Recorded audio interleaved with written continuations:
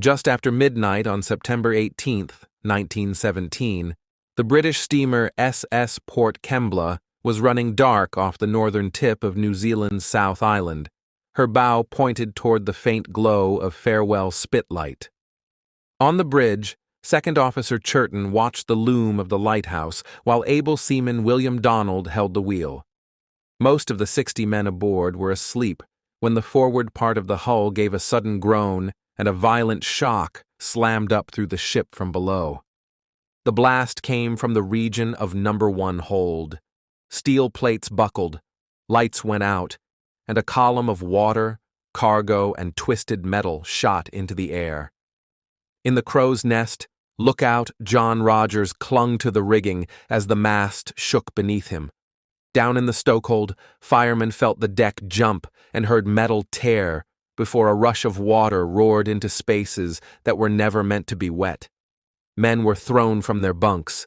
Loose gear crashed to the deck in the dark. Captain Jack had been on and off the bridge all night as the Port Kembla worked her way toward Wellington. The ship had left Melbourne on September 12th, bound for London with a wartime cargo of frozen meat, wool, skins, tallow, jams, lead ingots, and general stores. Her route would take her via New Zealand and then on toward the Panama Canal and Britain. Everyone in the merchant service knew that German raiders were laying mines, but no one on board expected to meet one so close to the New Zealand coast. When the explosion struck at about 12:50 a.m., Jack was in the chart room, about to sit down. The shock knocked him against the bulkhead. Lamps went out, and the smell of burning insulation swept through the passageway. He ran for the bridge. When he stepped outside, he saw the forward well deck sagging and heard the sound of water rushing into the bow. Ahead of them, about 4 miles off, the loom of farewell spit light still burned steadily, indifferent to what had just happened. Jack ordered the engines stopped and the alarm sounded. Men spilled onto the main deck, some in shirt sleeves, some barefoot, pulling on coats as they ran. In the engine room, the engineers and firemen shut things down and fought their way up. As they reached the open air, it was clear that the damage was crippling. The blast had torn open the forward hold. Plates were bent, hatch covers twisted, and the bow was already settling. The list increased minute by minute. There was no realistic chance of saving the ship. The explosion had damaged the wireless aerial, and there was no time to rig a makeshift antenna before the bow went under. The main compass had been shattered. There would be no precise position sent, and no orderly wait for a rescue ship. Jack's only option was to abandon his vessel while there was still time to use the boats. Orders went out to man the lifeboats. The Port Kembla carried only her crew, and they moved with the speed of men who had drilled for this and knew what failure meant. Davits swung out, falls rattled, and wooden boats dropped toward the sea. The weather was on their side. Moderate wind, manageable swell. Tins of biscuits and breakers of water were passed down, but there was no time for belongings. Papers and keepsakes stayed in cabins that were already starting to tilt. Jack stayed on the bridge as long as he dared, checking each boat and counting heads. Only when he was sure that everyone else was clear did he and the last officers leave their post. They climbed down from the slanting deck and jumped into the black water, swimming for the nearest boat. Within about half an hour of the explosion, the ship bound for London was gone, taking her cargo and every personal possession with her. Apart from one man with minor bruising, no one was badly hurt. 2 lifeboats now rode the swells off Cape Farewell, their lanterns swinging. The men pulled away from the patch of wreckage, wary of debris and any further explosions. In the sudden quiet that followed the sinking, the sounds that remained were the slap of oars, the creak of timbers, and the low voices of men taking stock of who was in which boat. Some were sure they had been victims of sabotage. Others argued that a drifting mine must have found them. No one had seen anything in the dark water before the blast. The boats kept close together. The faint glow of farewell spitlight stayed on the horizon, sliding slowly as they drifted. Hour after hour they rowed and waited. The air was cold and damp. Clothes soaked in seawater clung to their bodies, and the first adrenaline of escape gave way to exhaustion.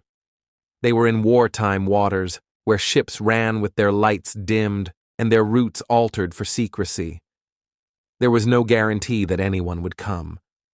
Just before dawn, one of the men spotted a smudge on the horizon. At first it could have been cloud or haze, but it grew steadily, resolving into the outline of a ship. The crew watched as a funnel, masts, and then the line of a bow appeared against the early sky. Flares were fired. Oars were raised and waved. The stranger altered course and came on, turning so the lifeboats could see her more clearly.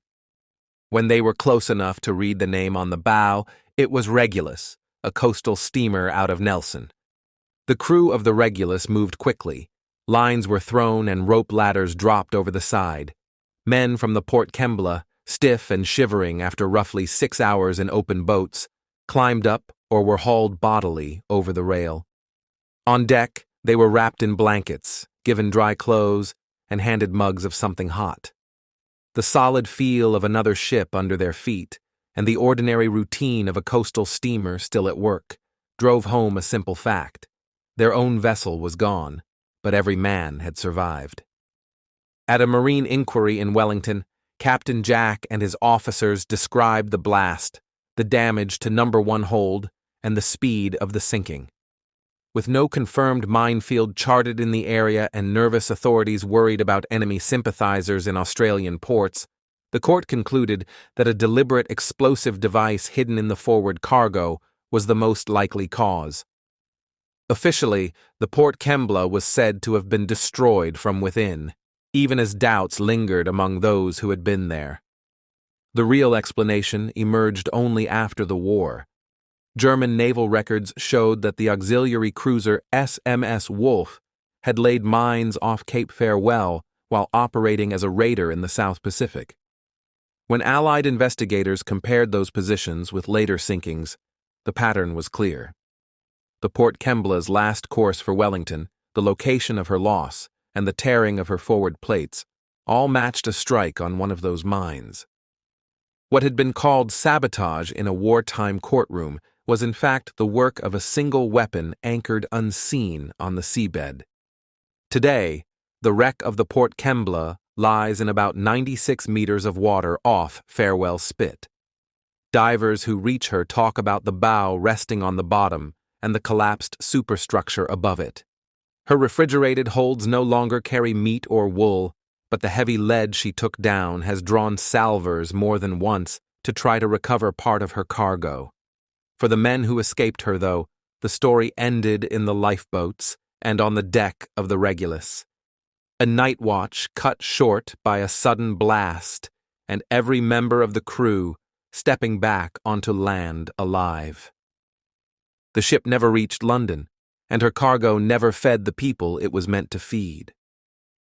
But the story of what happened off Farewell Spit in the early hours of September 18, 1917, survived in official records, in family histories, and in the wreck that still lies on the seabed. A hidden mine ended the Port Kembla's voyage in minutes.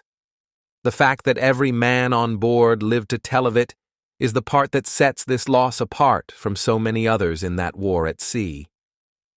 Thank you for listening to The Sunken Ledger. Subscribe for more true stories from the depths.